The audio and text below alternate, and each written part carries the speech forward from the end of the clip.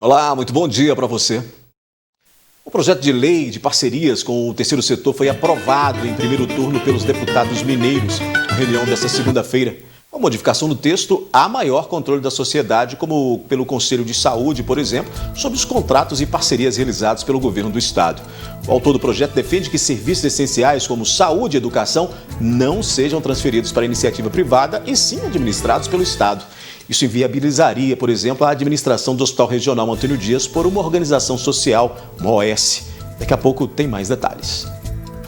Falta de chuvas interfere não só na qualidade, mas também na produtividade e preços de frutas e verduras que disparam. Mata do Cachorro, em Patos de Minas, é devastada de novo por incêndio. Corpo de Bombeiros leva cerca de 5 horas para conter o fogo na área de preservação permanente. Prefeito de Varjão de Minas suspende retorno das aulas presenciais até que segunda dose contra a Covid-19 seja aplicada em todos os servidores da educação. Estas e outras informações no 30 Minutos, que já está no ar.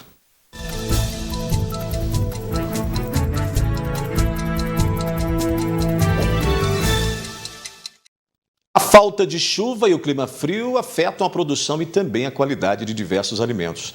O preço também muda, né? Na Ceasa de Patos de Minas, o reajuste assustou produtores e compradores. Os aumentos têm batido recordes. A falta de chuva nos últimos meses prejudicou a produção e o repasse de verduras e legumes aos estabelecimentos. Consideramos não que o inverno veio mais rigoroso, é que no verão diminuiu a quantidade de chuva. Então, as chuvas que normalmente teriam se expandido até junho, final de março já praticamente não estava chovendo mais.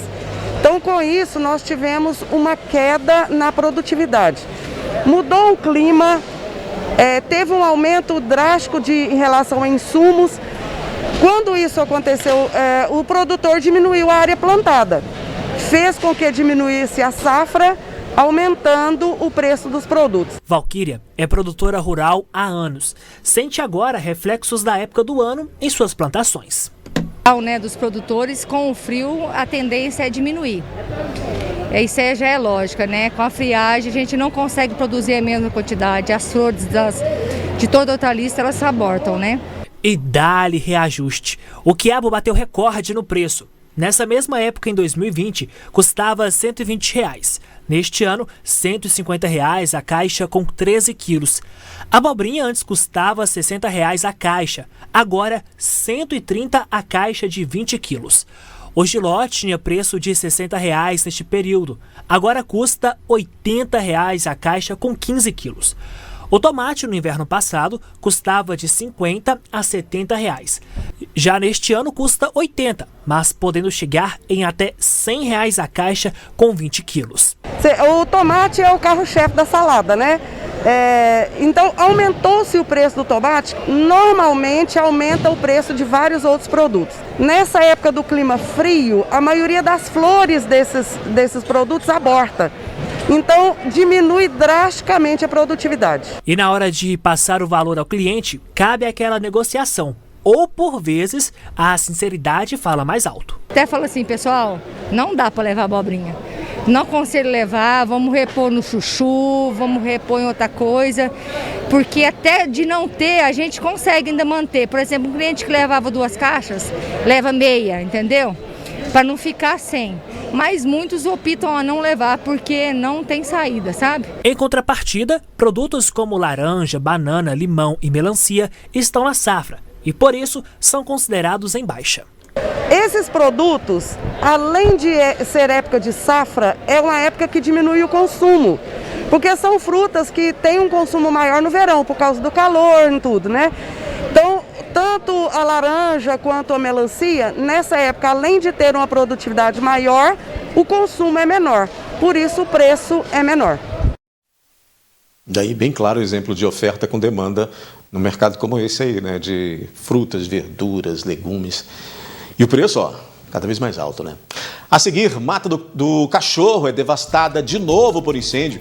O Corpo de Bombeiros levou cerca de 5 horas para conter incêndio na área de preservação permanente.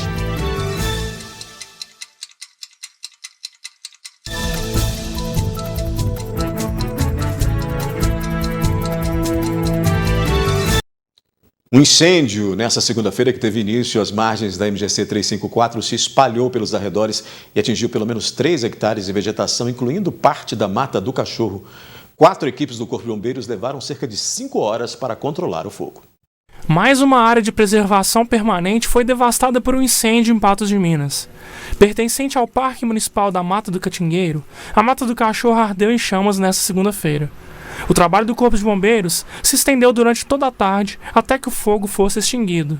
A princípio ele começou às margens da MGC 354 e com o tempo muito seco ele foi se alastrando até adentrar a mata conhecida como Mata do Cachorro.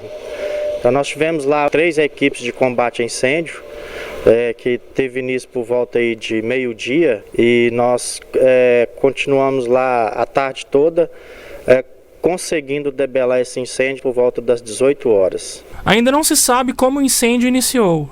Além da Mata do Cachorro, as chamas também atingiram uma área da plantação e um pasto. Lá nós pudemos observar, apesar de já ter realizado lá o serviço de acero, né, tem um acero bastante proveitoso, mas no entanto ainda há alguns pontos na parte superior da mata que ainda existe uma vegetação muito seca e provavelmente ali foi onde se deu a entrada do incêndio a essa mata, né?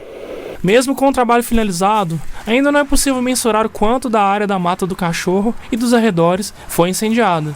Pelo que nós pudemos observar, como foi foram vários focos, né? Não foi somente um, mas eu creio que ali queimou por volta de 3 hectares de vegetação, pastagem e também da mata conhecida como Mata do Cachorro. O Corpo de Bombeiros alerta a população sobre como agir para prevenir mais queimadas do tipo, levando em consideração que nesta estação o número aumenta consideravelmente todos os anos. Com esse tempo muito seco, nós do Corpo de Bombeiros orientamos, né, que as pessoas tomem cuidado com qualquer tipo de fogo, porque pode se espalhar muito rapidamente, fugindo ao controle daquele pessoal que estiver porventura realizando ali algum tipo de ato, né? Às vezes a pessoa vai realizar uma queimada de palhada, que também tem que ser com autorização dos órgãos ambientais, para que realizem esses trabalhos com segurança e evitem queimadas para que não possa ocorrer esse tipo de incidência, né, de estar entrando aí em reservas e causando um prejuízo tanto para nós quanto para a natureza. Um absurdo que todos os anos isso ocorra, né? Todos os anos a situação se repete. A seguir, deputados mineiros aprovam em primeiro turno o projeto de lei para maior controle social sobre contratos e parcerias do Estado com a iniciativa privada.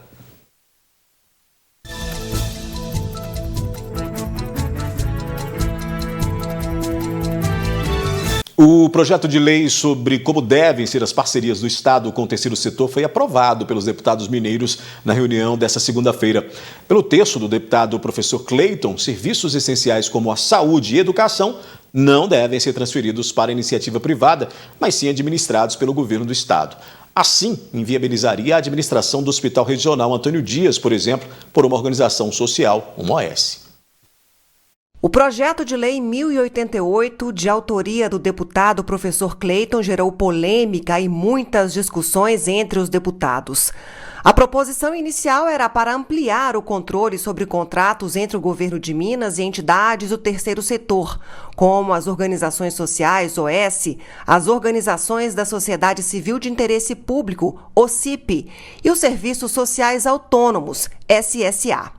Entretanto, houve alterações no texto. Pela proposta, serviços essenciais como saúde e educação podem ter a colaboração da iniciativa privada, mas devem ser administrados pelo governo. Nós temos um patrimônio chamado Fundação Hospitalar do Estado de Minas Gerais. Por isso, em nome dos 20 mil servidores da FEMIG, eu peço a aprovação desse projeto.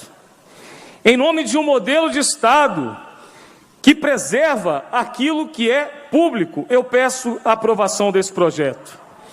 Quero lembrar também que a emenda do deputado Eli Tarquínio, ela diz o seguinte: o impedimento do termo de colaboração que importe na gestão ou direção do ensino regular.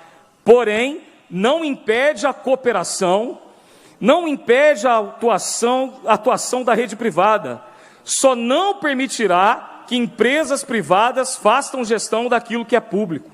Para o líder do governo Zema na Assembleia Legislativa de Minas Gerais, há exemplos de sucessos em OS.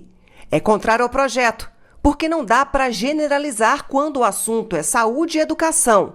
Ainda mais quando há problema de gestão localizado, como no Agarrad.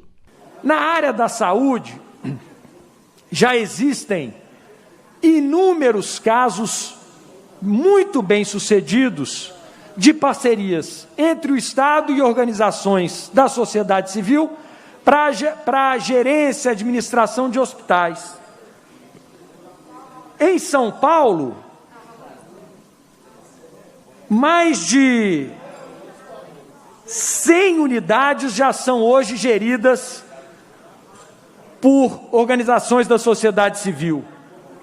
Goiás e Santa Catarina também o fazem e adotam esse modelo que se mostra muito mais eficiente. Isto pode ser discutido na mesa de forma clara a questão do Hospital de Patos de Minas. Mas nós vedarmos de maneira geral esta questão é temeroso. A deputada Beatriz Cerqueira, no entanto, diz que não dá para o governo de Minas testar a implementação da gestão privada em áreas tão essenciais. O povo não é cobaia para a gente ir testando as coisas e, se não der certo, a gente muda. Não é possível lidar com o direito à saúde e o direito à educação, cujos prejuízos, se der errado, são irremediáveis, tanto na área da educação quanto da área da saúde, para que, se não der certo, a gente muda. Não é assim que a gente faz com políticas públicas tão essenciais que dizem respeito ao direito à vida e o direito à vida com dignidade através da educação. O deputado Eli Tarquínio reforça que o trabalho desenvolvido por uma OS em gestão hospitalar pelo Brasil é desastroso e que é dever do Estado garantir e gerir com qualidade educação e saúde. O Estado não pode dar um atestado claro da sua ineficiência para administrar a vida do povo, administrar a vida dos pobres, porque tudo que é iniciativa privada, ela visa lucro. Não podemos acreditar em Papai Noel nessa hora. E as relações da maioria das OS com o governo são espúrias, porque o empresário não entra nisso sem lucro. Ele tem lucro. E o lucro nosso, sendo o Estado, é salvar vidas. Para o conselheiro de saúde, a expectativa é de aprovação em segundo turno, pois não dá para admitir, diante as experiências, que a rede FEMIG seja administrada por uma OS. Porque nós sabemos que o Agarrad seria a porta de entrada. Hoje você começa pelo Agarrad, né, terceirizando a gestão, colocando organizações sociais, e logo depois você expande para toda a rede FEMIG. Não podemos dispersar, nós não podemos baixar a guarda, porque ainda tem outra votação, e a que vale mesmo é a segunda votação, que a gente espera que aconteça ainda essa semana.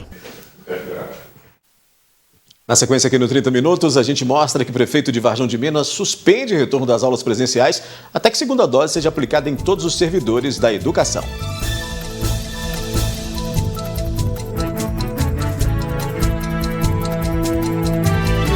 Notícias, informações, entretenimento, esporte, lazer, tudo é cultura e educação. Apoio Cultural. Meu amigo e minha amiga, agora eu quero falar para você que tem casa da loja, que tem 43 anos no mercado e é especialista em esquadria de alumínio, ACN, vidro temperado e ainda pele de vidro. É claro que eu tô falando da Vidrotec aqui em Patos de Minas, que fica na Avenida Marabá 4200. Um novo ambiente todinho esperando você e sua família, sem falar na estrutura moderna.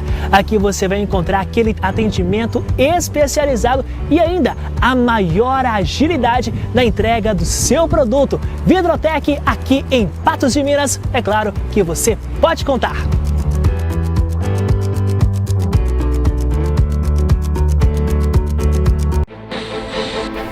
Na vida, haverá desafios e pessoas preparadas para a conquista. Para quem entende que o futuro reserva grandes oportunidades, a educação sempre fala mais alto. Vestibular de Inverno 2021, Unipan. Inscrições abertas. Informações em vestibular.unipan.edu.br. Unipan. Educação que transforma.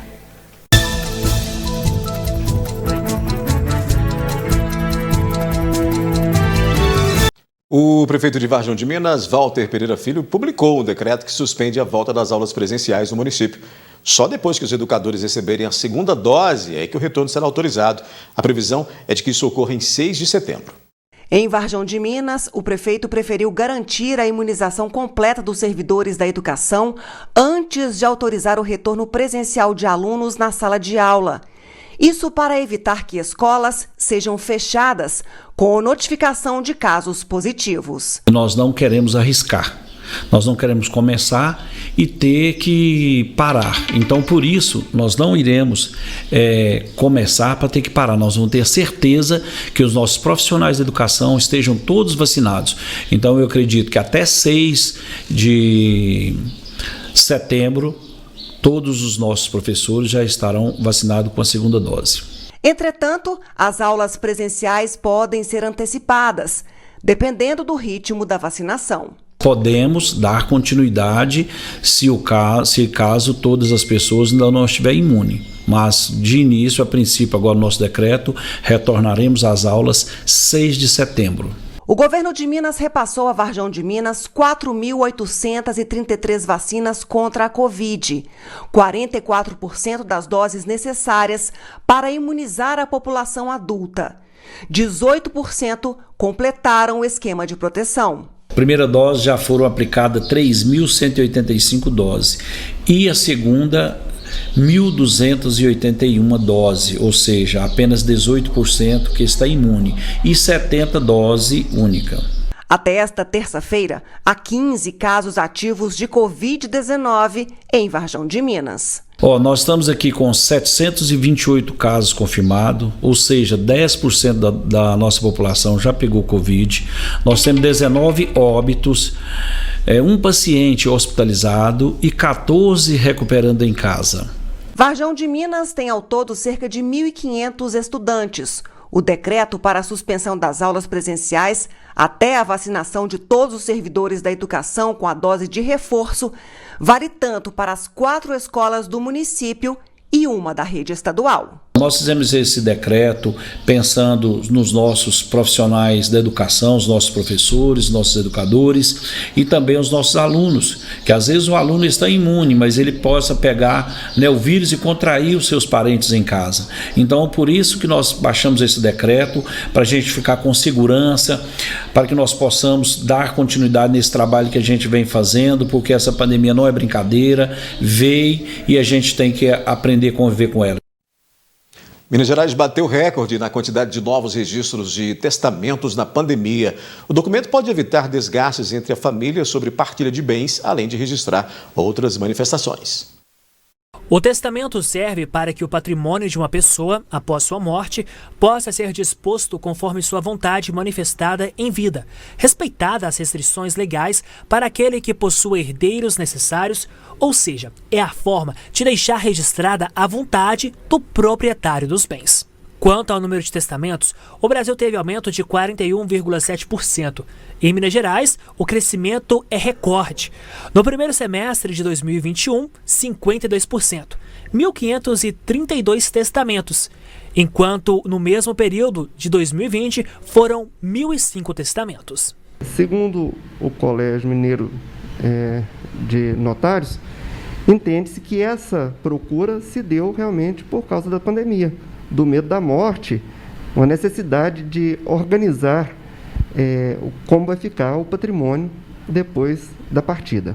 Quando se fala em testamento, são inúmeros, entre eles o vital. O testamento vital é aquela espécie de disposição de última vontade, onde que a pessoa, ao invés de deixar bens, ela quer programar como é que vai ser o seu tratamento no caso de uma doença que lhe retire o potencial conhecimento das circunstâncias. Então, ele pode optar neste testamento vital, quem é que vai cuidar dele, quem é que vai administrar suas coisas nesse período. Ou até mesmo a espécie de tratamento que ele quer ou não quer se submeter. Isso que é o testamento vital.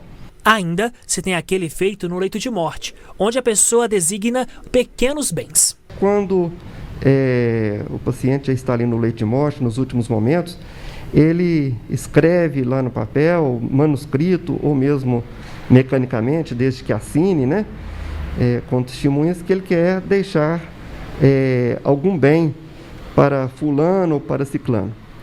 Esses codicílios só se pode dispor de bens de pequeno valor.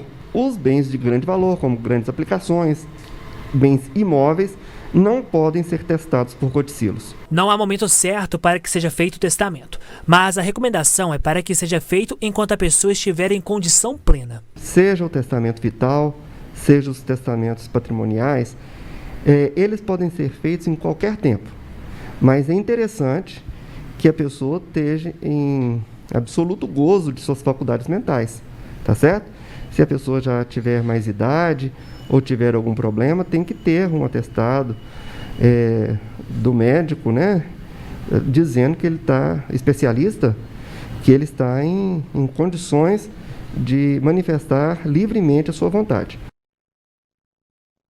Com essa a gente termina o 30 Minutos de hoje, volta amanhã às 11h30 da manhã. Gui Boaventura já está prontinho, GGSS, para dar início a esta edição de terça-feira. Boa tarde, Gui. Olá, Daí, boa tarde, tudo bem? Tudo bem. Tudo certinho? Certinho. GGSS? Imunizado. Ah, eu vi a foto lá, Feliz. Até que enfim. Hein? Tudo certo. Vamos seguir. Ele só que é o seguinte, ele já está vacinado tem um tempão, ele deixou para mais para o negócio da idade e tal, aquele negócio todo. Para dizer que sou mais jovem. Não é? Né? Deixou, parece que ele deixou aí quase um mês depois para divulgar a foto. Mas para não ficar muito assim, né? Para não ficar muito velho, né? Mas tá certo. O que é que você me conta de novo aí? O que é que temos para... Estamos aí acompanhando, né, as movimentações aí, políticas no Estado também, no país todo, né? E aí a gente vê a gente falou ontem aqui no News, você estava comigo, dessa movimentação, dessa divisão de valores daquele acordo da Vale para os municípios. Hoje isso está sendo muito repercutido também, né? Tudo isso diante do momento de pandemia que a gente vive e diante de um momento muito político que a gente convive também, né, Gui? Hoje está politizando tudo, né? Tudo nesse país é politizado, até a doença é politizada, então é muito complicado isso aí. Essa questão da Vale, eu já falei lá no News e já falei também aqui no programa, que é um dinheiro para fazer política, né? Um ano, véspera de ano de eleição, 1,5 bi na mão de deputado, para deputado, sabe, distribuir. Qual o critério que é? Nós vamos aqui o número de eleitores, né? Fala, o número de habitantes. Não, o número de eleitores, o colégio eleitoral é que manda nisso aí. Berlândia vai receber 30 milhões, Patos vai receber 7 milhões. Tem cidade aí que vai receber uma ninharia, quer dizer, quanto mais pobre é o município, menos recebe, porque tem menos eleitores. Então é um negócio assim que não dá para entender, fazer essa repartição de dinheiro. Eu ontem falei, inclusive entrevistamos ontem o Pedro Cunha, aqui, né, do Conselho Estadual de Saúde, E a gente questionou por que não pega esse dinheiro, 1,5 bilhão, e arruma os hospitais do Estado que estão aí caindo aos pedaços, querendo ser entregues, aí, o governo querendo entregar esses hospitais para iniciativa privada, sabe? Por que não investe nisso? Por que não investe nesse patrimônio do povo, que é o tratamento de saúde, que é o atendimento de saúde pública no Estado? Arrumar esses hospitais regionais aí. Manda esse dinheiro aí para o município, vai gastar em quê? O Patos de Minas vai pulverizar 7 milhões de reais para gastar onde? Ou será que o prefeito tem uma concentração para gastar esse dinheiro? Tá?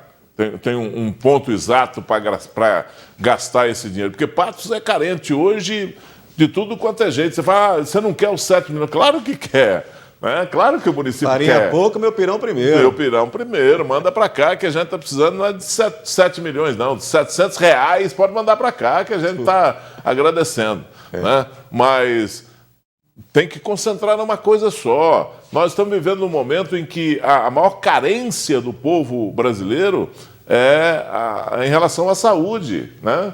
Então, você já imaginou se pega esse 1,5 bilhão de reais e investe para arrumar os hospitais regionais? Arrumar esse hospital regional aqui, que precisa de ampliação, precisa de um punhado de coisa, mas precisa de um negócio consciente, né? Não é ficar fazendo remendo aqui e ali, não, é arrumar mesmo para arrumar de vez. E com 1,5 bilhão de reais, arruma esse setor aí, pelo menos esse setor. Tem outros setores, o setor de segurança está precisando de investimento, as estradas estão precisando de investimento. Agora, tem que concentrar numa coisa, elencar a prioridade do Estado e botar o dinheiro lá. Não é ficar fazendo isso que estão fazendo aí. Eu acho que é o maior crime o que estão fazendo com o povo no Estado de Minas Gerais. Primeiro é o seguinte, o que é que nós temos a ver com Brumadinho? Nada, né? Não Absolutamente tem um grama Bom, aqui de minério, né? Mas de lá. Mas o dinheiro chegou aqui, e daí? Vamos falar que não temos nada a ver com aquele negócio de Brumadinho. Não queremos. Claro que queremos dinheiro. Claro. Agora, o que eu questiono é a forma de gastar esse dinheiro. A indenização veio para o Estado, então vamos investir nas soluções do Estado, naquilo que o Estado vai dar 1,5 bilhão para a Assembleia fazer. Venha com chapéu alheio, sabe, fazer graça com esse dinheiro, distribuir para o Estado só para dar, sei lá. E para finalizar então, esse assunto, como não depende do governador para promulgar, é a própria Assembleia que promulga, essa promulgação acontece hoje, viu? Hoje à tarde, na LMG, por volta das 2 horas começa a sessão e eles devem fazer a promulgação aí. Ou seja, o dinheiro vai vir realmente, está tudo certo, foi aprovado e será promulgado hoje, viu? Que bom, vamos dos males o menor, deixa chegar aí 7 milhões de reais aí que venha para Patos de Minas, que o governador não queria que viesse, né? E agora o governo se diz, não, a gente era favorável, mas lá atrás a gente sabe. Não, o governo era favorável, só para encerrar esse assunto, o governo era favorável, mas tinha que ir lá com o chapeuzinho na mão, tinha que fazer um convênio para receber. Não era direto, né?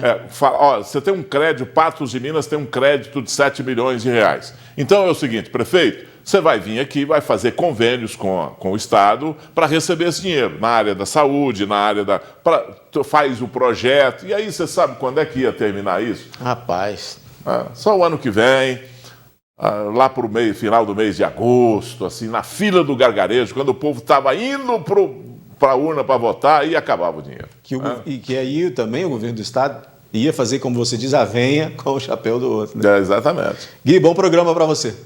Obrigado, um abraço para você, daí. À noite a gente se encontra no News, viu? Vamos lá, firme. Até mais.